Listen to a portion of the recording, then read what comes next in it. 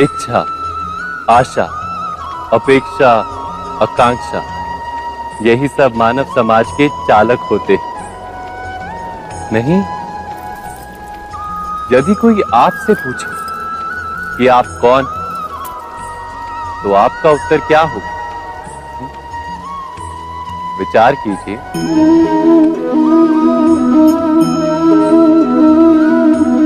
आप तुरंत ही ये जान पाएंगे कि आपकी इच्छाएं ही आपके जीवन की व्याख्या है। कुछ पाने से मिली सफलता, कुछ ना पाने से मिली निष्फलता ही आपका परिचय। अधिकतर लोग ऐसे जीते हैं कि स्वयं भीतर से मरते रहते हैं, किंतु अपनी इच्छाओं को नहीं मार पाते। इच्छाएं उन्हें दौड़ाती हैं जिस प्रकार मृग कृष्णा मृग को दौड़ाती। परंतु इन्हीं इच्छाओं के गर्भ में ही ज्ञान का प्रकाश भी। कैसे? जब इच्छाएं अपूर्ण रहती और टूटती, तब वहीं से ज्ञान की किरण प्रवेश करती है मनुष्य के हृदय। ना, ये कथा नहीं है केवल इच्छाओं के संघर्ष की, नहीं है केवल महत्वाकांक्षाओं से जन्म लेने वाले भयावह रक्तपात। ये कथा है इच्छाओं के गर्भ से उदित होते हुए ज्ञान।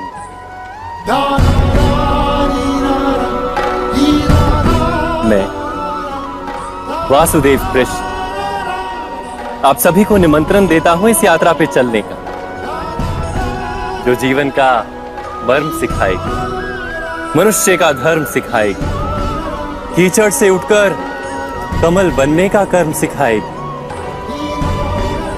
और इस यात्रा का नाम है महाभारत।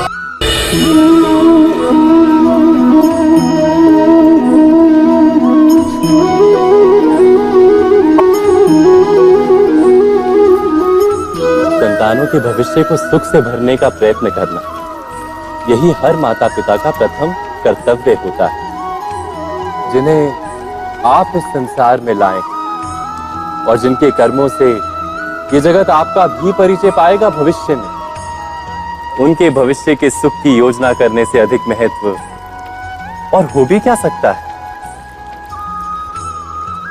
किंतु सुख और सुरक्षा,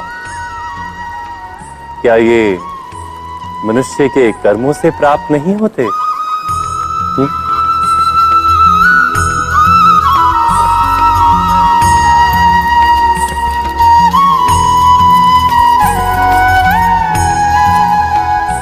माता पिता के दिए हुए अच्छे या बुरे संस्कार, उनकी दी हुई योग्य अथवा अयोग्य शिक्षा, क्या आज के सारे कर्मों का मूल नहीं? संस्कार और शिक्षा से बनता है मनुष्य का चरित्र। अर्थात माता पिता अपनी संतानों का जैसा चरित्र बनाते हैं, ऐसा ही बनता है उनका भविष्य। किंतु फिर भी अधिकतर माता पिता अपनी संतानों का भविष्य सुरक्षित करने की चिंता में उनका चरित्र निर्माण का कार्य भूल ही जाते। वस्तुतः जो माता पिता अपनी संतानों के भविष्य की चिंता करते हैं, उनकी संतानों को कोई लाभ नहीं होता। किंतु जो माता पिता अपने संतानों के भविष्य की नहीं, उनके चरित्र का निर्माण करते हैं, उन संतानों की प्रशस्ति समस्त संसार करता है।